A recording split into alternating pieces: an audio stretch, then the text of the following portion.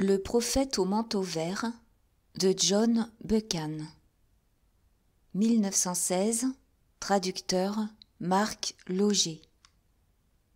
Chapitre 1 où il s'agit d'une mission. J'achevais de déjeuner et je bourrais ma pipe lorsqu'on me remit la dépêche de Bullivant. Ceci se passait à Furling, la grande maison de campagne du Hampshire où j'étais venu terminer ma convalescence après la blessure reçue à l'os. Sandy, qui s'y trouvait dans les mêmes circonstances que moi, était, à ce moment précis, à la recherche de la marmelade d'orange. Je lui jetai le télégramme qu'il parcourut en sifflant. « Eh bien, Dick, vous voilà à la tête d'un bataillon. À moins que vous ne soyez versé dans un état-major. Vous allez devenir un sale embusqué et vous dédaignerez les malheureux officiers de troupe. Quand je songe à votre manière de traiter les embusqués autrefois. » Je demeurai songeur quelques instants. Le nom de Bullivant me reportait à 18 mois en arrière, à cet été brûlant qui précéda la guerre. Je n'avais pas revu Bullivant depuis, mais les journaux avaient souvent parlé de lui. Depuis plus d'un an, j'étais tout occupé de mon bataillon, n'ayant d'autre souci que de former de bons soldats. J'y avais assez bien réussi, et il n'y eut sûrement jamais d'homme plus fier que Richard Hannay lorsqu'il franchit les parapets des tranchées à la tête de ces Lennox Highlanders par cette glorieuse et sanglante journée du 25 septembre. La bataille de Loos ne fut pas une partie de plaisir, et nous avions déjà connu quelques chaudes journées auparavant. Mais j'ose dire que les plus durs moments de la campagne traversée jusque-là étaient fort anodins comparés à l'affaire à laquelle je m'étais trouvé mêlé en compagnie de Bullivant au début de la guerre. La vue de son nom au bas de ce télégramme sembla changer toute ma manière de voir. J'espérais être appelé à prendre le commandement d'un bataillon et je me réjouissais d'assister à la curée du Boche. Mais ce télégramme fit dévier mes pensées vers un nouvel ordre d'idées. Peut-être cette guerre comportait-elle d'autres devoirs que celui de se battre tout simplement. Pourquoi, au nom du ciel, le Foreign Office désirait-il voir, dans le plus bref délai possible, un obscur major de la nouvelle armée ? « Je prends le train de 10 heures pour Londres, » déclarai-je. « Je serai revenu pour le dîner. »« Je vous engage à faire l'essai de mon tailleur, » me conseilla Sandy. « Il dispose les galons rouges avec un goût très sûr. Allez le trouver de ma part. » Une idée me frappa soudain. « Vous êtes à peu près guéri, lui dis-je. Si je vous télégraphiais, seriez-vous capable de boucler votre valise et la mienne et de me rejoindre ? C'est dit, j'accepte un poste dans votre état-major. Au cas où l'on vous confierait un corps d'armée. Mais si par hasard vous revenez ce soir, soyez un chic type et rapportez-nous un baril d'huîtres de chez Sweeting. Je voyageais jusqu'à Londres dans un vrai brouillard de novembre, qui se dissipa vers Wimbledon pour faire place à un soleil pluvieux. Londres est insupportable pendant la guerre. La grande ville semble avoir perdu tout sens de direction. Elle s'est affublée de toutes sortes d'uniformes et d'emblèmes, et cette mascarade ne s'accorde pas à l'idée que je m'en fais. On sent la guerre plus vivement dans les rues de Londres qu'au front, ou plutôt on y sent la confusion de la guerre sans en deviner le but. Toujours est-il qu'il ne m'est jamais arrivé, depuis août 1914, de passer un jour en ville sans rentrer chez moi avec le cafard. Je pris un taxi qui me déposa devant le Foreign Office. Sir Walter ne me fit pas attendre longtemps. Son secrétaire m'introduisit dans son bureau. Mais comment reconnaître l'homme que j'avais vu 18 mois auparavant ? Il avait maigri, ses épaules s'étaient cassées, voûtées. Son visage avait perdu sa fraîcheur et était plaqué de taches rouges, comme celui d'un homme qui ne prend pas assez l'air. Ses cheveux étaient très gris et clairsemés près des tempes, mais les yeux restaient les mêmes, vifs, perçants et pourtant bienveillants. Sa mâchoire carrée était toujours vigoureuse. « Veillez à ce qu'on ne nous dérange sous aucun prétexte, » dit-il à son secrétaire. Et lorsque le jeune homme fut sorti, il alla fermer les portes à clé. « Eh bien, Major Hannay, dit-il en se laissant tomber dans un fauteuil près du feu. « Aimez-vous toujours la vie de soldat ?»« Beaucoup, répondis-je, bien que cette guerre ne soit pas tout à fait ce que j'aurais choisi. C'est une aventure lugubre, sanglante. Mais nous avons la mesure du Boche maintenant, et c'est la ténacité qui gagnera la guerre. Je compte retourner au front d'ici une semaine ou deux. » Obtiendrez-vous votre bataillon ? Demanda-t-il. Il paraissait avoir suivi de près mes faits et gestes. Je crois avoir une assez bonne chance, mais je ne me bats ni pour l'honneur, ni pour la gloire. Je veux faire de mon mieux. Dieu sait si je souhaite voir la fin de cette guerre. Je voudrais seulement ne pas y laisser ma peau. Il rit.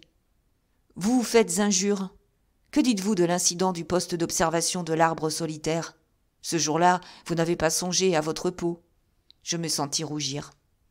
Ce n'était rien, dis-je, et je ne pus comprendre qui a pu vous en parler. L'entreprise ne me souriait guère, mais il fallait bien m'y résoudre, si je voulais empêcher que mes hommes n'allassent en paradis. C'était un tas de jeunes fous, des cervelles brûlées. Si j'avais envoyé l'un d'eux à ma place, il se serait agenouillé devant la Providence et n'en serait pas revenu. Sir Walter souriait toujours. « Je ne discute pas votre prudence. Vous l'avez prouvé, sans quoi nos amis de la Pierre Noire vous eussent cueilli lors de notre dernière rencontre. Je n'en doute pas plus que de votre courage. Ce qui me préoccupe, c'est de savoir si votre prudence trouve tout son emploi dans les tranchées. Serait-on, par hasard, mécontent de moi au War Office ? Demandai-je vivement. On est au contraire extrêmement satisfait de vous. On a même l'intention de vous donner le commandement d'un bataillon. Vous serez sans doute bientôt général de brigade, si vous échappez à quelques balles perdues.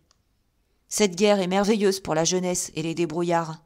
Mais, Hannay, je présume que dans toute cette affaire, vous désirez surtout servir votre pays. Évidemment, répliquai-je. Je n'y suis certainement pas pour ma santé.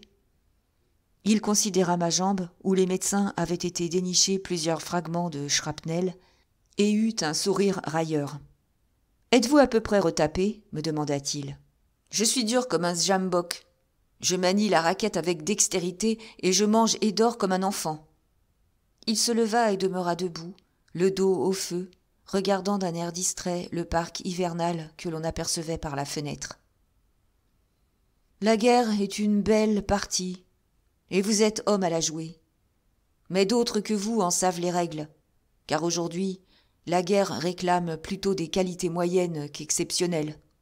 C'est comme une grande machine dont tous les rouages sont réglés. Vous ne vous battez pas parce que vous n'avez rien de mieux à faire.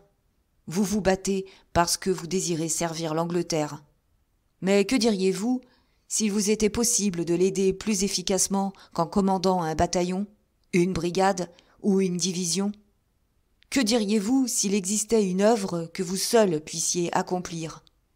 Je ne parle pas d'une corvée d'embusquer dans un bureau, mais d'une tâche à côté de laquelle votre expérience de loose ne serait qu'une plaisanterie. Vous ne craignez pas le danger ? Eh bien, dans l'affaire que je vous propose, vous ne vous battriez pas entouré d'une armée. Vous vous battriez seul. Vous aimez jouer les difficultés. Eh bien, je puis vous confier une mission qui mettra toutes vos facultés à l'épreuve. Avez-vous quelque chose à dire ? Mon cœur battait à coups redoublés, car Sir Walter n'était pas homme à exagérer. « Je suis soldat, répondis-je, et j'obéis aux ordres qu'on me donne. C'est vrai, mais ce que je vais vous proposer ne rentre en aucune façon dans les devoirs d'un soldat. Je comprendrais très bien que vous décliniez ma proposition. En le faisant, vous agiriez comme tout homme sain d'esprit agirait à votre place, comme j'agirais moi-même. Je ne veux exercer aucune pression sur vous. Et si vous le préférez, je ne vous dirai pas ma proposition. Je vous laisserai partir à l'instant en vous souhaitant bonne chance ainsi qu'à votre bataillon. Je ne veux pas embarrasser un bon soldat en lui demandant de prendre des décisions impossibles. » Cette dernière phrase me piqua d'honneur. « Je ne m'enfuis pas avant que les canons aient tiré, » m'écriai-je. « Dites-moi ce que vous me proposez. » Sir Walter se dirigea vers un secrétaire qu'il ouvrit avec une clé pendant à sa chaîne de montre, et, dans un des tiroirs, il prit un morceau de papier.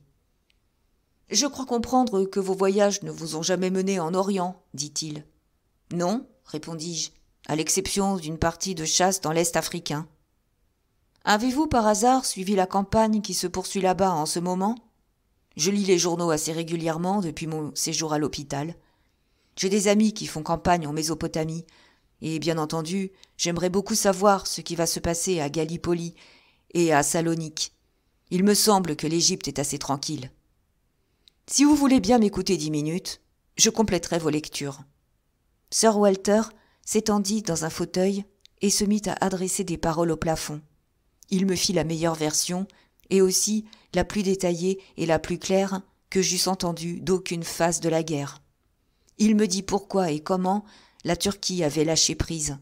Il me parla des griefs qu'elle eut contre nous lorsque nous saisîmes ses cuirassés, du mal que fit la venue du Goeben. Il m'entretint d'Anvers et de son comité, et de la façon dont il avait serré les pouces aux Turcs. Lorsque Sir Walter eut parlé ainsi pendant quelques instants, il se mit à m'interroger. « Vous êtes un garçon intelligent. Vous allez me demander comment un aventurier polonais, je veux parler d'Anvers, et une collection de juifs et de gros manichels ont pu asservir à ce point une race orgueilleuse. Un observateur superficiel vous affirmera qu'il s'agissait d'une organisation allemande soutenue par de l'argent allemand et des canons allemands. Vous me demanderez ensuite comment l'islam a joué un si petit rôle dans tout cela, étant donné que la Turquie est avant tout une puissance religieuse. Le cheikh el-Islam est très négligé, et le Kaiser a beau proclamer la guerre sainte, s'appeler Hadji Mohamed Guillaume, et déclarer que les Hohenzollern descendent du prophète, tout cela semble être tombé à plat.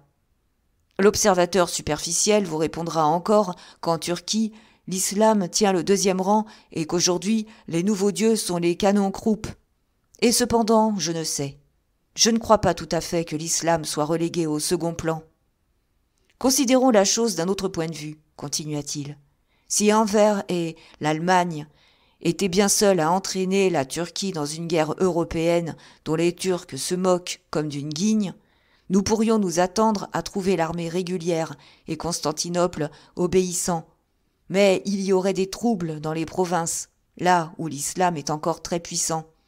Nous avons même beaucoup compté sur cela, et nous avons été déçus. L'armée syrienne est aussi fanatique que les hordes du Mahdi.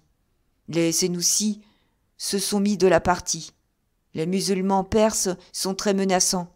Un vent sec souffle sur tout l'Orient, et les herbes desséchées n'attendent que l'étincelle propice pour prendre feu. Et ce vent souffle vers la frontière des Indes. Dites-moi, d'où pensez-vous que vient ce vent ? Sir Walter avait baissé la voix et parlait très bas, mais très distinctement j'entendais la pluie qui dégouttait des bords de la fenêtre et, dans le lointain, les trompes des taxis remontant Whitehall. « Pouvez-vous expliquer cela, Hannay ?» me demanda-t-il une 2e fois. « On dirait que l'islam a plus à voir dans tout ceci que nous ne le pensions, dis-je. Je m'imagine que la religion est le seul lien qui puisse unir un empire aussi disséminé. »« Vous avez raison, dit-il. Vous devez avoir raison. Nous nous sommes moqués de la guerre sainte, de la djihad, prédite par le vieux von der Goltz. Mais je crois que ce stupide vieillard aux grandes lunettes avait raison. Une djihad se prépare. Mais la question est, comment ? Je n'en sais rien, dis-je, mais je parie qu'elle ne se produira pas par l'intermédiaire d'un tas de gros officiers allemands en Pickelhaubes. Il ne me semble pas qu'on puisse fabriquer des guerres saintes simplement avec des canons croupes, quelques officiers d'état-major et un cuirassé aux chaudières éclatées. D'accord, pourtant ce ne sont pas des imbéciles, bien que nous essayions de nous en persuader. Supposons donc qu'ils disposent de quelques objets saints, livres ou évangiles, ou même quelques nouveaux prophètes venus du désert, enfin quelque chose qui jetterait sur tout le vilain mécanisme de la guerre allemande comme le mirage de l'ancien raid irrésistible qui fit crouler l'empire byzantin et trembler les murs de Vienne. Le mahométisme est une religion guerrière, et l'on voit encore le moullah debout dans la chair, le Coran dans une main et l'épée dans l'autre.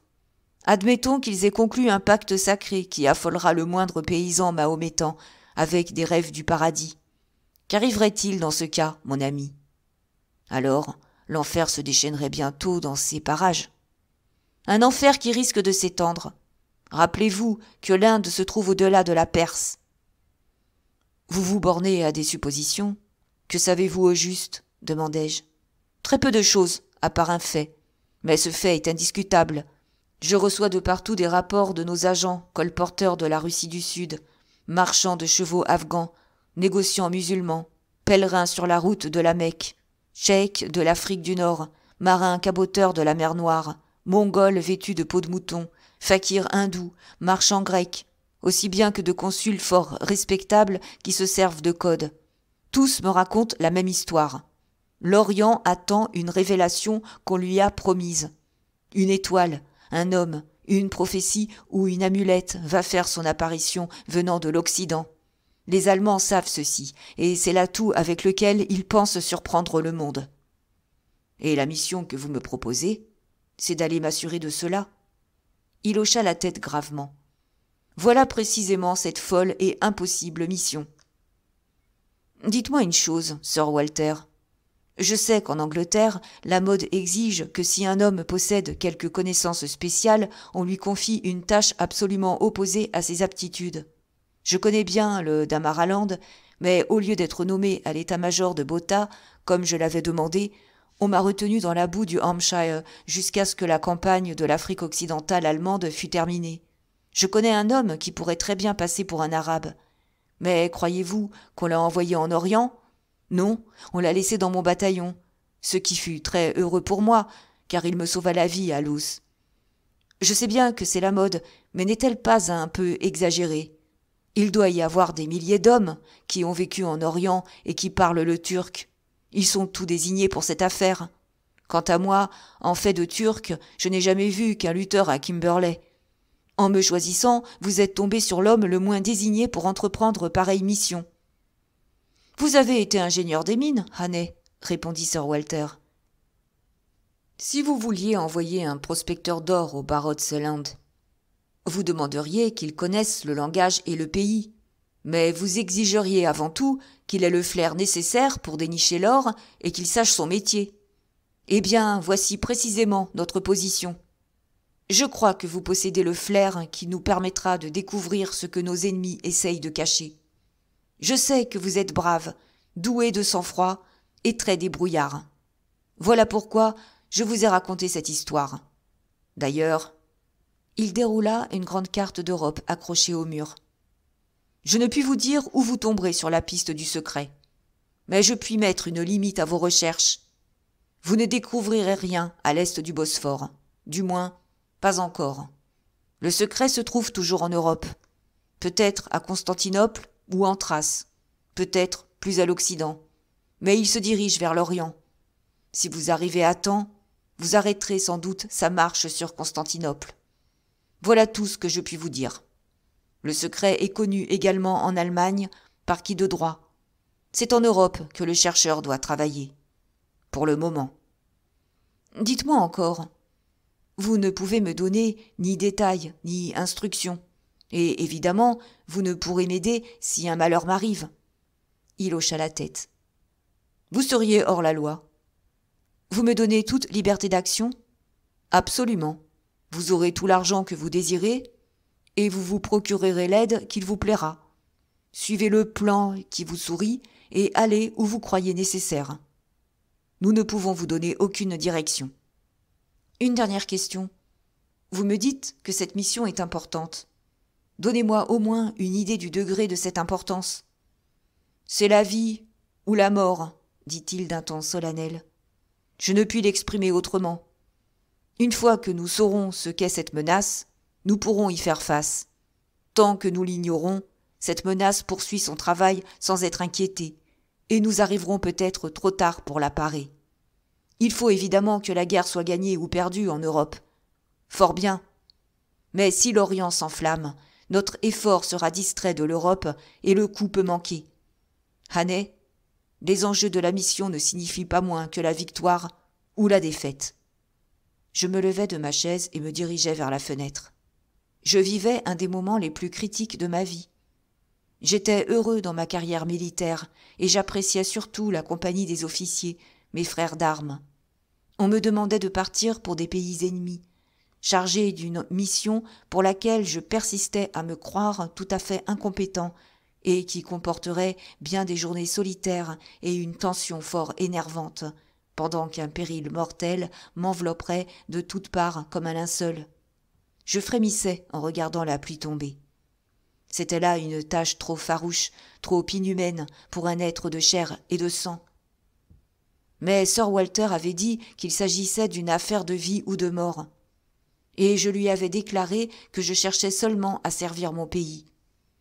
Il ne pouvait me donner aucun ordre. Pourtant, n'étais-je pas sous des ordres encore plus élevés que ceux de mon général de brigade ? Je me croyais incompétent, mais certains hommes plus intelligents que moi me jugeaient suffisamment capable pour avoir une chance raisonnable de succès. Je savais, en mon fort intérieur, que si je déclinais cette offre, je le regretterais toute ma vie. Cependant, Sir Walter avait qualifié ce projet de « folie » et avait avoué qu'il ne l'aurait pas accepté si on le lui avait proposé. Comment prend-on une grande décision ? Je jure qu'au moment où je me retournais pour parler, j'avais l'intention de refuser. Pourtant, je répondis « oui ». Et je franchis ainsi le Rubicon. Ma voix sonnait très lointaine et comme fêlée. Sir Walter me serra la main et cligna des yeux. « Je vous envoie peut-être à la mort, Hannay. Grand Dieu, quel sacré tyran que le devoir! Si cela arrive, je serai hanté de regrets. Mais vous ne vous repentirez jamais. Ne craignez pas cela. Vous aurez choisi la route la plus dure, mais elle mène droit aux cimes. » Il me tendit la demi-feuille de papier. 3 mots y étaient inscrits. Kasreddin, cancer et V1. Voilà le seul indice que nous possédions, dit-il. Je vais vous raconter l'histoire, bien que je ne puisse l'expliquer. Depuis des années, nos agents travaillent en Mésopotamie et en Perse. Ce sont pour la plupart de jeunes officiers appartenant à l'armée des Indes. Ils risquent leur vie continuellement. De temps à autre, l'un d'eux disparaît, et les égouts de Bagdad pourraient raconter bien des choses. Néanmoins, ces jeunes officiers font nombre de découvertes intéressantes, et ils estiment que le jeu vaut la chandelle. Ils nous ont tous parlé d'une étoile qui se levait à l'Occident, mais aucun ne put préciser de nom. Aucun sauf un, le meilleur. Il travaillait entre Mossoul et la frontière perse en qualité de muletier et avait pénétré bien au sud, parmi les collines des Bakhtiari. Il découvrit quelque chose, mais ses ennemis l'apprirent. Il savait qu'il savait. Alors, ils se mirent à sa poursuite. Il y a environ 3 mois, un peu avant l'affaire de Kout, il est arrivé en titubant dans le camp de Dalamin, percé de 10 balles et le front balafré.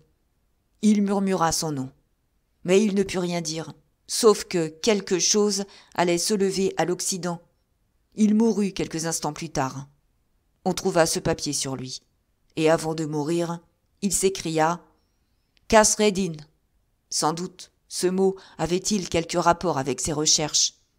À vous, maintenant, d'en trouver la signification. Je pliai la feuille de papier avec soin et la glissai dans mon portefeuille. « Quel noble garçon !» m'écriai-je. « Comment s'appelait-il » Sir Walter ne répondit pas immédiatement. Il regardait par la fenêtre. Enfin, il dit « Il s'appelait Harry Bullivant. C'était mon fils. Que Dieu bénisse son âme. » Chapitre 2. Le choix des missionnaires. Je rédigeai un télégramme pour Sandy, lui demandant de venir me rejoindre par le train de 2h15 et de me retrouver chez moi. « J'ai choisi mon collègue, dis-je à Sir Walter. Le fils de Billy Arbuthnot ? Son père était à Harrow en même temps que moi. Je le connais, car Harry l'amenait souvent pêcher chez nous. C'est un grand garçon au visage maigre, avec des yeux bruns de jolie fille. Je connais sa réputation. On a souvent parlé de lui dans ce bureau. Il a traversé le Yémen, ce qu'aucun blanc n'avait réussi avant lui. Les Arabes l'ont laissé passer, car ils le croyaient fou, et ils déclarèrent que la main d'Allah pesait sur lui assez lourdement sans qu'il fût besoin de lui faire sentir le poids de la leur. Il est le frère de sang de toutes sortes de bandits arabes. Il se mêla aussi de politique turque et y a acquis une véritable réputation. Un Anglais déplorait un jour devant le vieux Mahmoud Shefkat la rareté des hommes d'État en Europe occidentale, et Mahmoud lui répondit « N'avez-vous pas l'honorable Arbuthnot » Vous dites qu'il est de votre bataillon ? Je me demandais ce qu'il était devenu. Nous avons essayé plusieurs fois de nous mettre en rapport avec lui, mais il ne nous a pas laissé d'adresse. Ludovic Arbuthnot. Oui, c'est bien lui, enterré dans les rangs de la nouvelle armée. Eh bien, nous allons l'en faire sortir, et vite. Je savais que Sandy avait voyagé un peu partout en Orient, mais j'ignorais qu'il fût un numéro aussi exceptionnel. Il n'est pas homme à se vanter. Non, répondit Sir Walter. Il a toujours été doué d'une réserve plus qu'orientale. Eh bien, j'ai un autre collègue à vous proposer, s'il peut vous plaire. Il regarda sa montre. Un taxi vous mènera au grill room du Savoy en 5 minutes. Vous entrerez par la porte donnant sur le Strand, vous tournerez à gauche et vous verrez dans le renfoncement, à votre droite, une table à laquelle sera assis un grand Américain. Il est bien connu au grill room et il occupera seul la table. Je désire que vous alliez vous asseoir auprès de lui. Dites-lui que vous venez de ma part. Il s'appelle John Scantlebury Blencairn, citoyen de Boston, mais né et élevé en Indiana. Mettez cette enveloppe dans votre poche, mais n'en lisez le contenu qu'après avoir eu une conversation avec M. Blencairn. Je veux que vous vous formiez une opinion personnelle sur lui. Je sortis du Foreign Office, l'esprit aussi embrouillé que celui d'un diplomate. Je me sentais atrocement déprimé. Pour commencer, j'avais une frousse intense. Je m'étais toujours cru aussi brave que la bonne moyenne des hommes.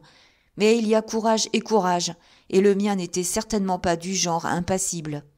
Fourrez-moi dans une tranchée, j'y supporterais tout aussi bien que quiconque de servir de cible, et je m'échaufferais vite à l'occasion. Sans doute avais-je trop d'imagination. Je n'arrivais pas à me débarrasser des pressentiments lugubres qui agitaient mon esprit. Je calculais que je serais mort d'ici une quinzaine de jours, fusillé comme espion. Une vilaine fin. En ce moment, j'étais en sûreté, tandis que je cherchais un taxi au beau milieu de Whitehall, et néanmoins, la sueur perlait sur mon front. J'éprouvais une sensation analogue à celle que j'avais eue lors de mon aventure d'avant-guerre. Mais cette fois, c'était bien pis, car tout était prémédité, et il ne me semblait pas que j'eusse la moindre chance.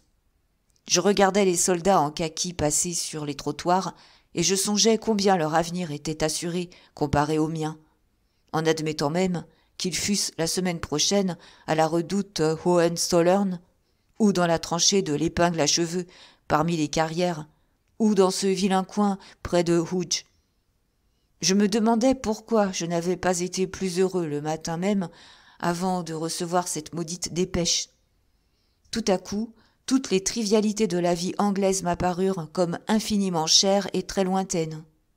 Je fus furieux contre Bullivant, jusqu'au moment où je me souvins combien il avait été juste. J'étais seul responsable de mon destin. Pendant toutes mes recherches au sujet de la pierre noire, l'intérêt du problème à résoudre m'avait soutenu. Mais aujourd'hui, quel était ce problème ? Mon esprit ne pourrait travailler qu'à déchiffrer 3 mots d'un jargon incompréhensible tracés sur une feuille de papier, et un mystère dont Sir Walter était convaincu, mais auquel il ne pouvait donner de nom. Cela ressemblait un peu à la légende de Sainte Thérèse partant, à l'âge de 10 ans, accompagnée de son petit frère, pour convertir les morts. Je demeurais assis dans un coin du taxi, le menton baissé, regrettant presque de n'avoir pas perdu la jambe à l'os, ce qui m'eût tiré d'affaire pour le restant de la guerre. Je trouvai mon homme au grill room. Il mangeait solennellement, une serviette nouée sous le menton. Il était grand et gros, gras de visage, imberbe et blafard. J'écartai d'un geste le garçon qui s'était précipité à ma rencontre, et je m'assis à la petite table de l'Américain. Il tourna vers moi des yeux dont le regard nonchalant était pareil à celui d'un ruminant. « Monsieur Blencairn » dis-je. « C'est bien ça, monsieur, » répondit-il.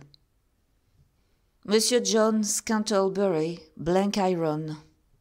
Je vous souhaiterais volontiers le bonjour si je voyais quoi que ce soit de bon dans ce sacré climat anglais.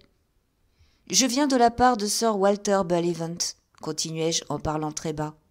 Vraiment ? Sir Walter est un de mes bons amis. Je suis heureux de vous rencontrer, monsieur. Ou plutôt, colonel. Hannay, dis-je. Major Hannay. Je me demandais en quoi ce Yankee endormi pourrait bien m'aider. « Permettez-moi de vous inviter à déjeuner, Major. »« Garçon, la carte. Je regrette de ne pouvoir échantillonner les efforts culinaires de cet hôtel. Je souffre de dyspepsie, monsieur. De dyspepsie duodénale. Cela me prend 2 heures après les repas et me torture un peu au-dessous du sternum. Je suis donc obligé de suivre un régime. Croiriez-vous, monsieur, que je me nourris de poisson, de lait bouilli et d'un peu de toast très sec ? Cela me change bien mélancoliquement des jours où je faisais justice à un lunch chez Chéri et où je soupais de crabes farcis aux huîtres. » Et il poussa un soupir qui semblait sortir des profondeurs de sa vaste personne. Je commandai une omelette et une côtelette de mouton. J'examinais de nouveau mon compagnon. Ses grands yeux paraissaient me regarder fixement sans me voir. Ils étaient aussi vides que ceux d'un enfant distrait. Cependant, j'éprouvais l'impression désagréable qu'il voyait beaucoup mieux que les miens. « Vous vous êtes battu, Major ? La bataille de Loos ? Ça devait barder. Nous autres, Américains, nous respectons les qualités militaires du soldat britannique. Mais la tactique de vos généraux nous échappe quelque peu. Nous sommes d'avis que vos grands chefs possèdent plus d'ardeur guerrière que de science. C'est exact ? Mon père s'est battu à Chattanooga, mais votre serviteur n'a rien vu de plus excitant qu'une élection présidentielle. Dites, n'y aurait-il pas moyen d'assister à une scène de vrai carnage ? Son sérieux me fit rire.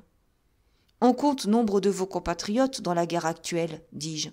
La Légion étrangère est pleine de jeunes Américains et aussi notre Army Service Corps. La moitié des chauffeurs militaires qu'on rencontre en France semblent venir d'Amérique. Il soupira. Il y a 1 an, j'avais bien songé à me lancer dans la tourmente. J'ai réfléchi que le bon Dieu n'avait pas doué John S. Blenkiron d'une silhouette qui ferait honneur au champ de bataille. Puis je me suis souvenu que nous autres, Américains, nous étions neutres. Des neutres bienveillants. Il ne me convenait guère de m'immiscer dans les luttes des monarchies épuisées de l'Europe. Alors, je suis resté chez moi. Cela m'a coûté beaucoup, Major, car, pendant toute l'affaire des Philippines, j'avais été malade, et je n'ai encore jamais vu les passions déréglées de l'humanité déchaînées sur le théâtre de la guerre. Je désirerais vivement voir ce spectacle, car j'aime à étudier l'humanité. Alors, qu'avez-vous fait ? Lui demandai-je. Ce personnage flegmatique commençait à m'intéresser. Eh bien, j'ai attendu, tout simplement. Le Seigneur m'a gratifié d'une fortune à gaspiller, ce qui fait que je n'ai pas eu à me décarcasser pour contracter des engagements de guerre. Et puis, je me disais que je serais certainement mêlé à la partie d'une façon ou d'une autre. Et c'est ce qui est arrivé. Étant neutre, j'étais particulièrement bien placé pour faire mon jeu. Pendant quelque temps, ça a marché comme sur des roulettes. Alors, je me suis résolu à quitter le pays pour aller voir un peu ce qui se passait en Europe. Je me suis tenu à l'écart du carnage, mais, comme dit votre poète, « La paix compte des victoires non moins glorieuses que celles remportées par la guerre ». Ce qui veut dire, Major, qu'un neutre peut se mêler à la lutte aussi bien qu'un belligérant. Voilà bien la meilleure sorte de neutralité dont j'ai jamais entendu parler, déclarai-je. C'est la vraie neutralité, dit-il solennellement. Voyons, Major, pourquoi vous battez-vous, vous et vos copains ? Pour essayer de sauver vos peaux, votre empire et la paix de l'Europe ? Eh bien, voilà des idéaux qui ne nous concernent aucunement. Nous ne sommes pas Européens et, jusqu'à présent, il n'y a pas de tranchée Boche sur Long Island. Vous avez dressé l'arène en Europe. Si nous venions nous y mêler, ce serait contre les règles, et vous ne nous feriez pas bon accueil. Vous auriez sans doute raison. Notre délicatesse nous empêche d'intervenir, et voilà ce que voulait dire mon ami, le président Wilson, lorsqu'il a déclaré que l'Amérique était trop fière pour se battre. Donc, nous sommes neutres. Mais nous sommes aussi des neutres bienveillants.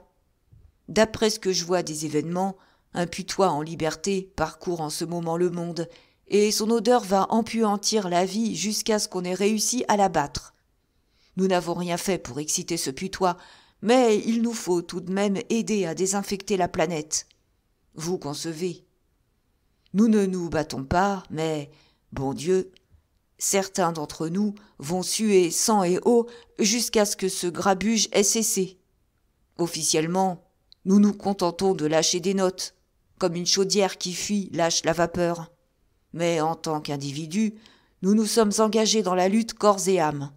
Donc, me conformant à l'esprit de Jefferson Davis et de Wilson, je m'en vais être le plus neutre des neutres, et je ferai si bien que le Kaiser regrettera bientôt de n'avoir pas déclaré la guerre à l'Amérique dès le début. J'avais retrouvé toute ma bonne humeur.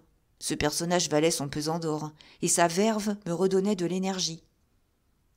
Vous autres, Anglais, vous étiez, je crois, des neutres de la même espèce, lorsque votre amiral prévint la flotte allemande de ne pas entraver les plans de Dewey dans la baie de Manille en 98, ajouta M. Blenkiron en buvant une dernière goutte de lait. Après quoi, il alluma un mince cigare noir. Je me penchai vers lui. « Vous avez vu Sir Walter ?» dis-je. « Je l'ai vu, et il m'a donné à comprendre qu'il avait une affaire en train que vous alliez diriger. Ce grand homme n'exagère rien, et s'il dit que c'est sérieux, vous pouvez me compter de la partie. Vous savez qu'il s'agit d'une aventure très dangereuse. C'est ce que j'avais compris, mais il ne faut pas nous mettre à compter les risques. Je crois en une providence d'une sagesse suprême et bienfaisante, mais il faut nous fier à elle et la laisser agir. Qu'est-ce que la vie, après tout? Pour moi, cela se traduit ainsi. Observer un régime sévère et avoir de fréquentes douleurs d'estomac. Pourvu que le jeu en vaille la chandelle, ce n'est pas grand-chose, après tout, que de renoncer à la vie. D'ailleurs, le risque est-il tellement grave? À 1 heure du matin, pendant une insomnie, il vous paraîtra haut comme le Mont Blanc, mais si vous courez bravement à sa rencontre, il ne vous semblera plus qu'une colline que vous franchirez facilement.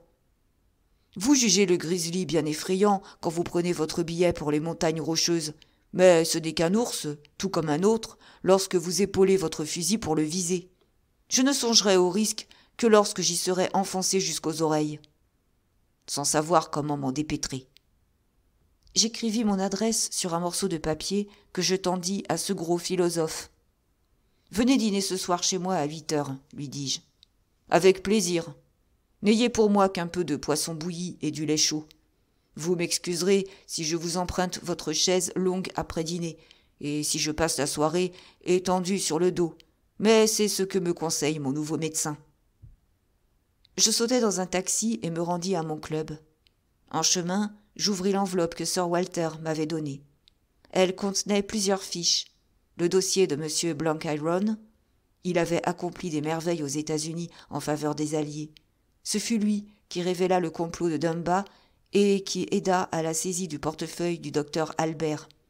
Les espions de von Papen avaient même essayé de l'assassiner, après qu'il eut déjoué un attentat contre une des grandes fabriques de munitions. À la fin du dernier feuillet, Sir Walter avait écrit ces mots. « C'est le meilleur de nos agents, meilleur que Scudder. » Il sortirait de l'enfer muni d'une boîte de tablettes de bismuth et d'un jeu de patience. Je m'installai dans un petit fumoir. Après avoir ravivé le feu et emprunté une carte à la bibliothèque du club, je me mis à songer. Monsieur Blenkiron m'avait ragaillardi. Mon cerveau commençait à travailler et à entrevoir toute l'affaire. Je ne pouvais résoudre le mystère en demeurant à réfléchir assis dans un fauteuil, mais je commençais à bâtir un plan d'action. À mon grand soulagement, Blenkiron, en me faisant honte, m'avait empêché de songer davantage au danger. Je n'aurais pas moins de ressort qu'un dyspeptique sédentaire. Je retournai à mon appartement à 5 heures. Paddock, mon valet de chambre, était parti à la guerre depuis longtemps, et j'avais emménagé dans une de ces nouvelles constructions de Park Lane où l'on fournit, en même temps que le logement, le service et la nourriture. Je conservais ce pied-à-terre afin d'avoir un lieu où descendre lorsque je revenais en permission, car ce n'est pas drôle de passer sa perme à l'hôtel. Je trouvais Sandy qui dévorait des biscuits chauds, avec toute la résolution sérieuse d'un convalescent. « Eh bien, Dick, quelle nouvelle ?» Sachez que vous et moi, nous allons disparaître de l'armée de Sa Majesté. Nous sommes mobilisés pour le service spécial. » « Oh, ma mère !» s'écria Sandy. « De quoi s'agit-il ? Pour l'amour de Dieu, ne me faites pas languir.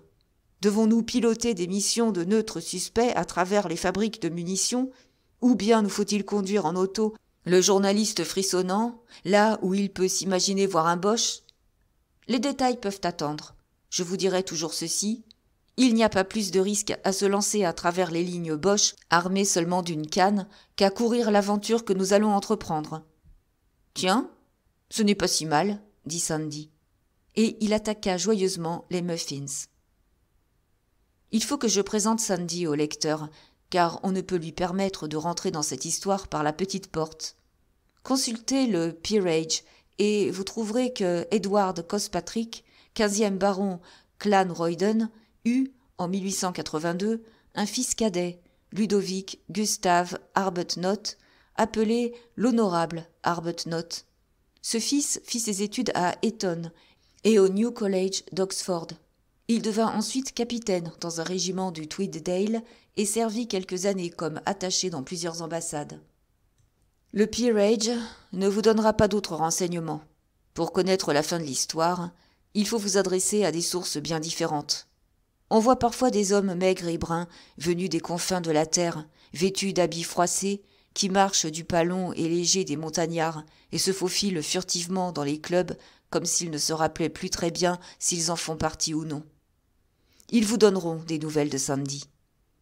On vous parlera encore de lui dans les petits ports de pêche oubliés, là où les montagnes de l'Albanie baignent dans l'Adriatique. Rencontrez-vous un pèlerinage sur le chemin de la Mecque ? Il est fort probable que vous trouverez plusieurs amis de Sandy parmi les pèlerins. Dans les huttes des bergers, au milieu des montagnes du Caucase, vous trouverez des lambeaux de ses vêtements, car il a la manie d'éparpiller ses costumes là où il passe. Il est connu dans les caravansérails de Bokhara et de Samarcande, et certains sikaris, parmi les Pamirs, parlent encore de lui lorsqu'ils s'assemblent autour de leur feu. Si vous aviez l'intention de visiter Rome, Pétrograd ou le Caire, il serait bien inutile de lui demander des lettres d'introduction, car s'il vous en donnait, elles vous mèneraient dans des repères étranges. Mais si le destin vous obligeait à aller à Lhassa, à Yarkand ou à Sestan, il vous tracerait le plan de votre voyage et passerait le mot à des amis tout-puissants. Nous autres, Anglais, nous nous appelons insulaires, mais en vérité, nous sommes la seule race qui produise des hommes capables de s'identifier aux autres peuples. Les Écossais, excellents en cela peut-être plus encore que les Anglais, mais nous sommes 1000 fois supérieurs à tous les autres. Sandy personnifiait l'Écossais errant à un degré de perfection frisant le génie. Dans les temps anciens, il eût certainement prêché une croisade ou découvert une nouvelle route menant aux Indes. De nos jours, il avait erré au gré de sa fantaisie, jusqu'au moment où la guerre l'entraîna dans son tourbillon et le déposa dans mon bataillon. Je tirai de mon portefeuille le papier que Sir Walter m'avait remis.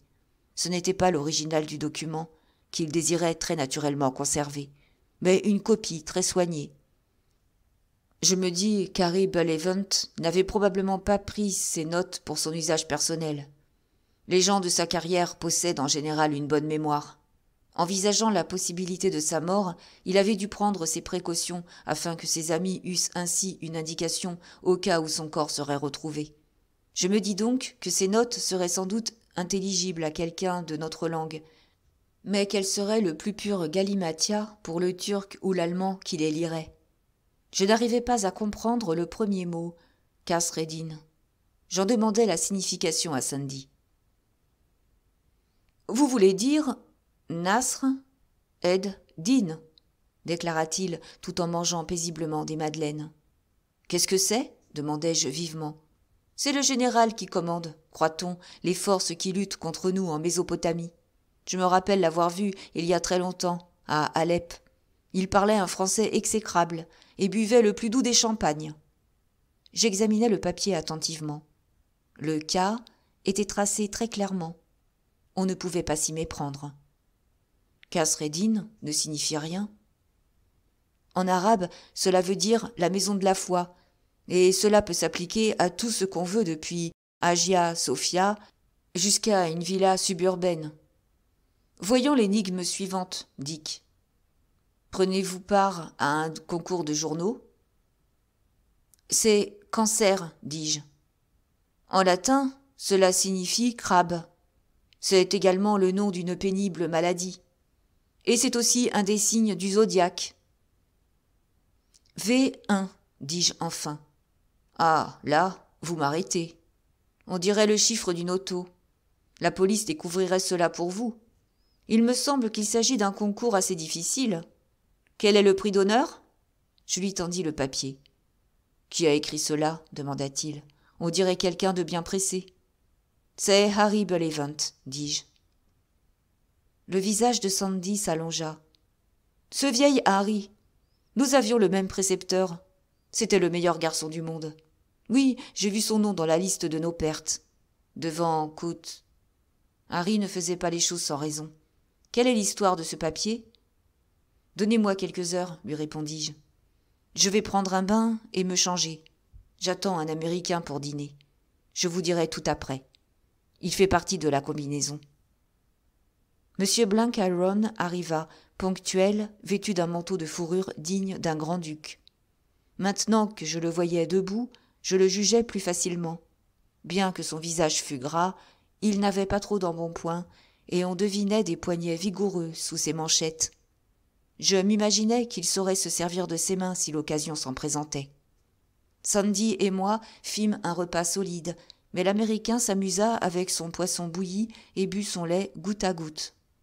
Lorsque le garçon eut débarrassé la table, Blenkiron tint parole et s'étendit sur le sofa. Je lui offris un bon cigare, mais il préféra fumer un des siens. Sandy s'installa à l'aise dans un fauteuil et alluma sa pipe. « Et maintenant, Dick, nous attendons votre histoire, me dit-il. » Je commençai donc, à l'exemple de Sir Walter, à leur parler du mystère de l'Orient. Je leur fis un exposé assez réussi, car j'y avais réfléchi longuement, et le mystère de cette affaire m'attirait. Sandy fut vivement intéressé.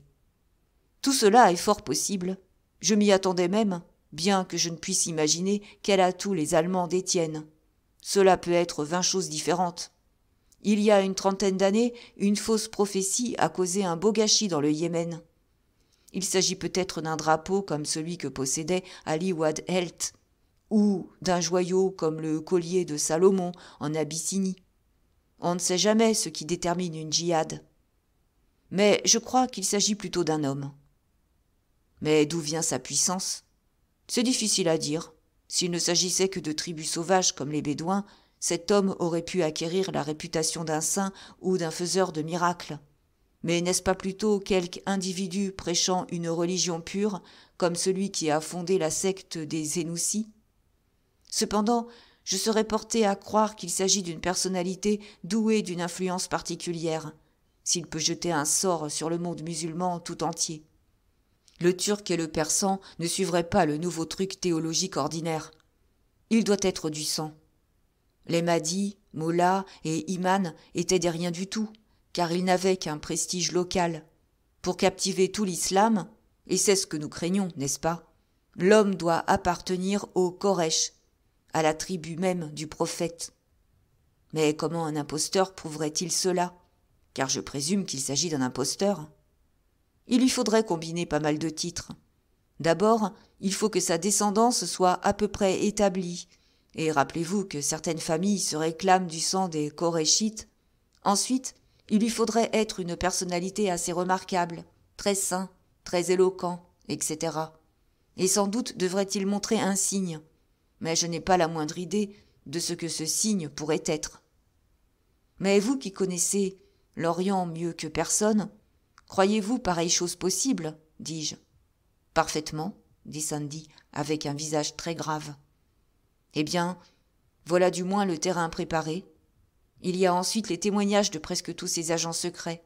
Tout cela semble prouver le fait. Mais nous n'avons pas d'autres données, ni d'autres détails que ceux fournis par cette feuille de papier. Sandy l'examina, les sourcils froncés. Cela me dépasse. Mais c'est peut-être la clé du mystère, malgré tout. À Londres, tel indice peut être muet, et devenir lumineux à Bagdad. Voilà précisément où je voulais en venir.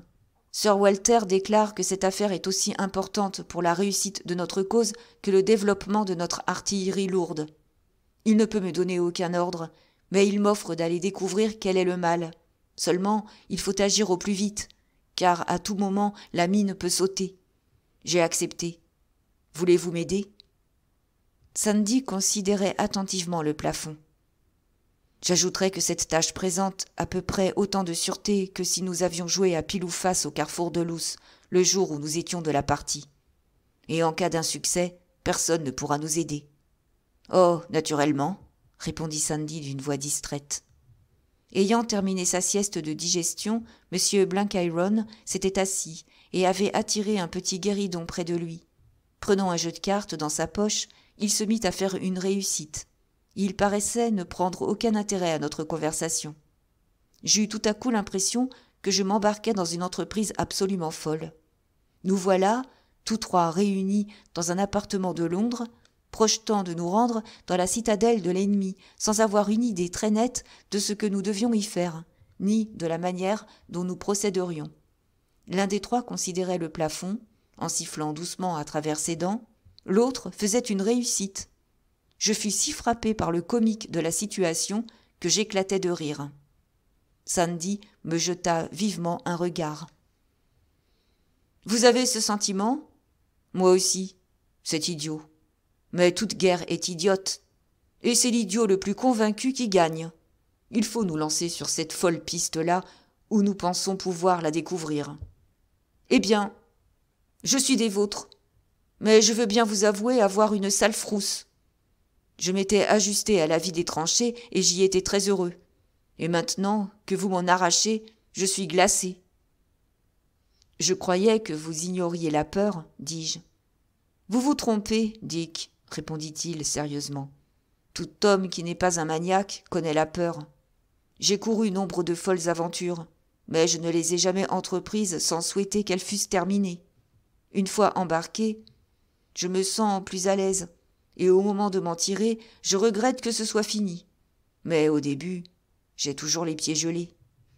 Alors, si je comprends bien, vous me suivez ? Je vous crois, dit-il. Voyons, vous ne supposiez pas que j'allais vous lâcher. Et vous, monsieur ? Dis-je à Blenkiron, dont la réussite touchait à sa fin. Il complétait 8 petits tas de cartes avec un grognement satisfait. En m'entendant, il leva ses yeux lourds vers moi et hocha la tête. « Mais certainement, dit-il. J'espère que vous n'avez pas cru que je n'ai pas suivi votre intéressante conversation. Je n'en ai pas perdu un mot. À mon avis, les réussites stimulent la digestion après les repas et aident à réfléchir tranquillement. John S. Blenkiron est des vôtres. Soyez-en sûrs. » Il battit les cartes et les aligna ensuite de nouveau. Je ne m'attendais pas à un refus de sa part. Toutefois, son assentiment spontané me rasséréna considérablement. Je n'aurais pas pu tenter l'aventure seule. Voilà qui est décidé. Maintenant, voyons les moyens et le chemin à suivre. Nous devons nous mettre en mesure de découvrir le secret de l'Allemagne, et aller là où le secret est connu. Il nous faut donc atteindre Constantinople d'une façon quelconque, et afin de battre la plus grande étendue de territoire possible, il faut y aller par 3 routes différentes. Vous, Sandy, vous allez pénétrer en Turquie. Vous êtes le seul d'entre nous qui connaisse ce charmant peuple. Vous ne pourrez pas y pénétrer facilement par l'Europe. Il vous faut donc y aller par l'Asie. Que diriez-vous d'essayer la côte d'Asie mineure ? Ça peut se faire, répondit-il. Mais laissez-moi décider tout cela. Je verrai le meilleur moyen. Je présume que le Foreign Office m'aidera à parvenir à mon point de départ. Rappelez-vous qu'il est inutile de pénétrer trop avant en Orient, lui dis-je, car en ce qui nous concerne, le secret se trouve encore à l'ouest de Constantinople. C'est ce que je vois. Je remonterai le Bosphore par le chemin le plus court. Quant à vous, monsieur Blenkiron, dis-je, me tournant vers lui, je vous conseillerais de suivre la route directe. Vous êtes américain, vous pouvez donc voyager directement via l'Allemagne. Mais je me demande pourtant jusqu'à quel point vos agissements à New York vous permettront de passer pour neutre. J'ai réfléchi à cela, dit-il. J'ai du reste accordé quelques réflexions à la psychologie particulière de la grande nation allemande. D'après mes déductions, les Boches sont malins comme des chats, et si vous essayez de ruser avec eux, ils vous rouleront à chaque coup. Oui, monsieur, ce sont des limiers de premier ordre. J'aurais beau acheter une paire de faux favoris, teindre mes cheveux, m'habiller comme un pasteur baptiste et aller en Allemagne pour faire une propagande pacifiste, ils me dépisteront en 2 temps et 3 mouvements. Et je serai ou fusillé avant 1 semaine ou au secret dans la prison moabite. Mais les Allemands n'ont pas la vue large. On peut les bluffer. Donc, avec votre approbation, je visiterai le Vaterland tout bonnement comme John S. Blenkiron, dont le départ d'Amérique enleva jadis une épine du pied de leurs plus brillants partisans de là-bas. Mais ce sera un John S. Blenkiron très différent. Je crois qu'il aura éprouvé un revirement de sentiments. Il en sera venu à apprécier la grande âme pure et noble de l'Allemagne. Et il regrettera amèrement son passé. Il sera, lui aussi, victime de la bassesse et de la perfidie du gouvernement britannique. Je m'en vais avoir une sale histoire avec votre Foreign Office au sujet de mon passeport, et je dirai volontiers, ouvertement, dans tout Londres, ce que je pense de cette institution. Je m'en vais être filé par vos limiers jusqu'à mon port d'embarcation, et sans doute me disputerai-je quelque peu avec les légations britanniques en Scandinavie. À ce moment, nos amis Boches seront en train de se demander ce qui est arrivé à John S. Et ils se diront qu'ils se sont peut-être trompés sur son compte. J'espère donc que lorsque je parviendrai en Allemagne, ils m'attendront les bras ouverts. Je leur confierai certains renseignements importants sur les préparatifs anglais et je dépeindrai le lion britannique comme étant le plus vil bâtard. Fiez-vous à moi, je produirai une impression excellente. Après quoi, je me dirigerai vers l'Orient afin d'assister au dépouillement de la Grande-Bretagne dans cette partie du globe. À propos, où nous retrouverons-nous ? Nous sommes aujourd'hui le 17 novembre. Si d'ici 2 mois nous n'arrivons pas à découvrir ce que nous cherchons, autant renoncer à l'affaire. Il faut nous réunir à Constantinople le 17 janvier. Le premier arrivé attendra les autres. Si, à cette date, nous ne sommes pas présents tous 3, les autres considéreront que le manquant se trouve empêché et renonceront à l'attendre.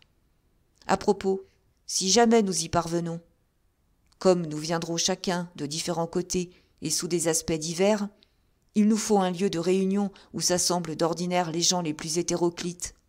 Sandy, vous connaissez bien Constantinople. À vous de fixer notre rendez-vous. J'y ai déjà pensé, dit-il. Il se leva et, allant vers mon bureau, il prit une feuille de papier et se mit à y tracer un petit plan. Voyez-vous cette allée ? Elle conduit du bazar kurde de Galata au bac de Ratchik. À mi-chemin, sur la gauche, se trouve un café tenu par un grec nommé Kuprasso. Derrière le café, il y a un jardin entouré de murs très hauts qui appartenait autrefois au vieux théâtre byzantin. Au bout du jardin s'élève un édifice appelé le pavillon de Soliman le Rouge. Cela a été un lieu de danse, un tripot, et Dieu sait quoi. Ce n'est certainement pas un endroit pour des gens respectables, mais les extrémités du monde semblent y converger, et l'on n'y demande rien à personne. C'est le meilleur rendez-vous auquel je puisse songer. La bouilloire chantait sur le feu. Il faisait une nuit claire et froide, et l'heure était propice au punch. « Et quant au langage, dis-je, vous n'aurez pas de difficulté, Sandy ? Je connais l'allemand assez bien et parle couramment le turc. J'écouterai le premier et parlerai le second. »« Et vous ? dis-je à Blenkiron. »« Moi ? On m'a oublié le jour de la Pentecôte, répondit-il. J'ai le regret de vous avouer que je n'ai pas le don des langues. Mais le rôle que je me suis attribué ne m'oblige pas à être polyglotte. Songez que je suis tout simplement John S. Blenkiron, citoyen de la grande République américaine. Vous ne nous avez pas encore dit votre rôle, Dick, observa Sandy. Je vais atteindre le Bosphore via l'Allemagne, et n'étant pas neutre, ce ne sera pas une plaisanterie. Sandy eut l'air grave. Ça paraît sérieux. Êtes-vous assez sûr de votre allemand ? Oh, je le parle bien. Tout à fait assez bien pour passer pour Boche. Mais officiellement, je n'en comprendrai pas un mot. Je serai un Boer, venant de la partie ouest de la colonie du Cap. Je serai un des anciens adhérents de Maritz, qui aura réussi à parvenir en Angola après bien du mal et qui viendra de débarquer en Europe. Je ne parlerai que le hollandais. Et ma parole, le taal contient quelques jurons passables. Je serai très ferré sur l'Afrique et j'aspirerai à pouvoir taper sur les verdomd Ruinek. Avec quelque chance, je puis espérer que l'on m'enverra en Ouganda ou en Égypte. J'aurai soin de m'y rendre via Constantinople. Si les Boches ont l'intention de se servir de moi auprès des indigènes musulmans, ils me révéleront presque sûrement l'atout qu'ils détiennent. Du moins, c'est mon avis. Nous remplîmes nos verres, 2 de punch et 1 de whisky, et nous bûmes à notre prochaine réunion. Puis Sandy se mit à rire, et je l'imitais. Je fus de nouveau frappé par la folie insensée de cette aventure. Les meilleurs plans que nous pouvions tracer ressemblaient à quelques seaux d'eau jetés pour soulager la sécheresse du Sahara. Je songeais, avec sympathie, à la petite sainte Thérèse.